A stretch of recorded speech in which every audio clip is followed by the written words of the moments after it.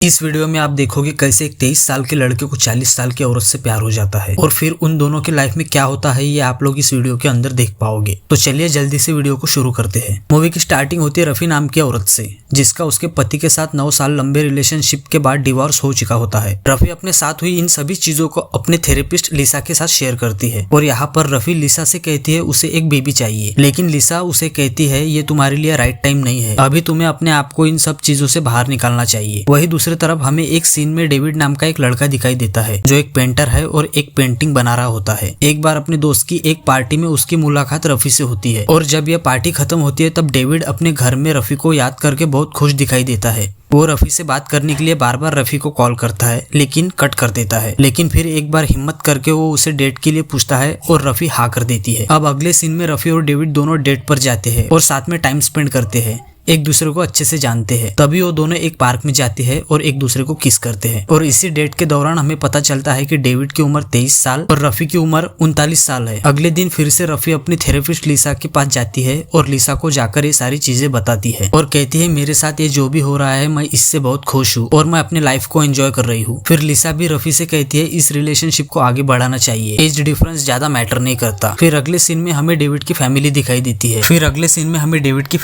देती है और यहाँ हम लोग देख पाते हैं कि लिसा कोई और नहीं उसी लड़के डेविड की माँ है। उसके बाद धीरे धीरे डेविड और रफी बहुत क्लोज आते हैं, दोनों में प्यार बढ़ता है और दोनों साथ में लाइफ को एंजॉय करते हैं। डेविड रफी के घर जाकर उसके साथ इंटीमेट होता है। डेविड अपने दोस्तों से भी कहता है कि उसे रफी के साथ रहना बहुत अच्छा लगता है। फिर अगले सीन में रफी थेरेपी के लिए लिसा के पास जाती है और जिस तरह वो बातों को लिसा से शेयर करती है, यहाँ पर लिसा को रियलाइज होता है कि रफी जिस लड़के से प्यार करती है वो कोई और नहीं उसी का बेटा डेविड है। ये सब जानने के बाद लिसा को एक प्रकार का शॉक लगता है और लिसा फिर अपने थेरेपिस्ट के पास जाती है और लिसा की थेरेपिस्ट उससे कहती है डेविड तो अभी बच्चा है, स्टार्टिंग में उसे इन सब चीजों में मजा आएगा लेकिन कुछ समय बाद उनका ब्रेकअप हो जाएगा। अब यहाँ पर रफी और डेविड हर दिन कुछ नया एक्सपीरियंस करते हैं और रफी ये सब आकर लिसा से शेयर करती है, जिसके कारण लिसा को और ज्यादा बेचैनी होती है, उसे और ज्यादा टेंशन होती है। इसी बीच डेविड और रफी दोनों छुट्टियों के लिए बाहर जाते हैं और इन्हीं छुट्टियों के बाद वो दोनों अपने लाइफ को मूव इन करते हैं। अब यहाँ पर चीजें थोड़ी थोड़ी चेंज होना शुरू हो जाती है। डेविड पूरा दिन घर पर पड़ा रहता है और अपने दोस्तों के साथ मजे करता है। जब रफी को डेविड के साथ बेड पर टाइम बिताना होता है उस समय डेविड बैठकर गेम खेलने में टाइम स्पेंड करता है और ये चीज रफी को अच्छी नहीं लगती। दोस्तों लिसा को तो पता होता है कि डेविड और रफी के बीच रिलेशन चल रहा है और इस रिलेशनशिप को लेकर दोनों ही सीरियस है, बट अभी के लिए ये बात डेविड और रफी को पता नहीं होती है कि लिसा को उन दोनों के रिलेशनशिप के बारे में पहले से पता है। एक बार थेरेपी सेशन के दौरान लिसा उसे बता देती है कि डेविड उसी का बेटा है और ये बातें जानने के बाद रफी को लिसा पर बहुत गुस्सा आता है क्योंकि रफी ने लिसा से उन सब बातों को शेयर किया था जिसे रफी किसी के भी साथ शेयर करना नहीं चाहती थी। अब ये बात रफी डेविड को भी बता देती है और डेविड अपने माँ पर काफी गुस्सा होता है और कहता है तुमने हम दोनों के साथ चीट किया है और लिसा अपने डिफेंस में कहती है उस समय मुझे जो सही लगा मैंने किया। एक बार जब रफी अपने घर डेविड के पास आती है तब उसे पता चलता है इस घर में डेविड का दोस्त छिपा हुआ है और इस बात को जानने के बाद रफी को बिल्कुल भी अच्छा नहीं लगता। इसी दौरान वो डेविड को बातें सुनाने लगती है कि तुम पूरा दिन घर में पड़े रहते हो, काम भी नहीं करते, बस गेम्स खेलते रहते हो, रिलेशनशिप के लिए जो भी कर रही हूँ सिर्फ मैं अकेले ही कर रही हूँ। फिर डेविड कहता है मैं जितना भी बुरा हूँ एटलीस्ट तुम्हारे एक्स हस्बैंड फ्रांसिस से अच्छा ही हूँ, एटलीस्ट मैं तुम्हारे साथ चीट तो नहीं कर रहा। अब ये बात सुनने के बाद रफी को काफी ज्यादा गुस्सा आता है। फिर डेविड कहता है मैं तुम्हारे ऑर्डर सुन सुन के थक चुका हूँ और मैं तुम्हारा कोई कुत्ता नहीं हूँ। और डेविड कहता है अभी से मैं इस रिलेशनशिप को खत्म कर रहा हूँ। और फिर शाम को डिनर पर दोनों फिर से मिलते हैं और डेविड उससे माफी मांगता है लेकिन रफी इसके लिए तैयार नहीं होती है और वो डेविड से कहती है हमें अब ब्रेकअप कर लेना चाहिए और ये कहकर वहां से निकल जाती है। दरअसल दोस्तों डेविड एक पेंटर होता है और उसे पेंटिंग करना बहुत ज्यादा पसंद होता है। डेविड अपने सारी पेंटिंग को $1000 पर पेंटिंग के हिसाब से बेच देता है और ये बात बताने के लिए वो रफी को कॉल करता है लेकिन रफी का कॉल नहीं लगता। रात को डेविड अपने दोस्तों के साथ एक पार्टी में जाता है और डेविड इस पार्टी में काफी ज्यादा ड्रिंक कर लेता है और पार्टी के बाद वो रफी की एक दोस्त सुसी नाम की लड़की के साथ इंटीमेट होता है। अगले दिन ऐसे ही अचानक रफी और डेविड की मुलाकात एक मार्केट में होती है। दोनों लोग डेविड के घर जाते हैं और इंटीमेट होते हैं। इस बार दोनों एक दूसरे से काफी अच्छे से बात करते हैं और अपने रिलेशनशिप को कंटिन्यू रखने का डिसाइड करते हैं। रिलेशनशिप को और स्ट्रांग बनाने के लिए डेविड रफी को अपने फैमिली से मिलाने ले जाता है। जब रफी लिसा के साथ डिनर प्रिपेयर कर रही होती है तो उस समय रफी लिसा से कहती है वो डेविड के साथ एक बच्चा प्लानिंग कर रही है। इस बात से लिसा बिल्कुल भी खुश नहीं होती है। अगले दिन ऑफिस में रफी को पता चल जाता है कि डेविड उसकी फ्रेंड के साथ इंटीमेट हुआ था और ये बात जानने के बाद रफी को सच में बहुत ज्यादा बुरा लगता है। उसके बाद डेविड भी अपनी माँ लिसा से थेरेपी लेने का डिसाइड करता है। डेविड अपनी प्रॉब्लम लिसा के साथ शेयर करता है और यहाँ पर लिसा उसे कहती है मैं तुम्हारा करियर एज अ आर्टिस्ट ज्यादा ब्राइट लगता है और तुम्हें रफी के साथ रिलेशन कंटिन्यू रखना चाहिए क्योंकि रफी एक अच्छी लड़की है। यहाँ पर लिसा कहती है कि रफी तुम्हारे करियर के लिए भी काफी ज्यादा इंपॉर्टेंट है और रफी को तुमसे एक बच्चा भी चाहिए। अब यहाँ पर डेविड रफी के पास पहुंचता है और रफी से माफी मांगने लगता है और डेविड बच्चे के लिए भी तैयार है और रफी उसे माफ भी कर देती है। अब यहाँ पर रफी सोचती है कि डेविड उसे कितना ज्यादा प्यार करने लगा है और वो अपनी पूरी लाइफ को रफी के लिए सैक्रिफाइस करने आया है। तब वो डेविड से कहती है अगर इस उम्र में तुम एक बच्चे के बाप बनते हो तो तुम्हारा करियर एज अ आर्टिस्ट पूरी तरह डिस्ट्रॉय हो जाएगा और तुम अपनी लाइफ को पूरी तरह एंजॉय भी नहीं कर पाओगे। डेविड समझने लगता है कि आखिर रफी उसे क्या कहना चाहती है, लेकिन फिर भी डेविड हर हाल में रिलेशनशिप को बचाने के लिए कहता है मैं इन सब चीजों को हैंडल कर लूंगा। फिर रफी कहती है तुम्हारी एज अभी काफी ज्यादा यंग है, तुम्हें लाइफ को एंजॉय करना चाहिए और यहाँ पर रफी डेविड से ब्रेकअप कर लेती है। अगले सीन में हमें डायरेक्ट 1 साल बाद की कहानी दिखाई जाती है। अब यहाँ डेविड उसी रेस्टोरेंट में अपने दोस्त के साथ आया होता है जिस रेस्टोरेंट के अंदर उसने पहली बार रफी को डेट किया था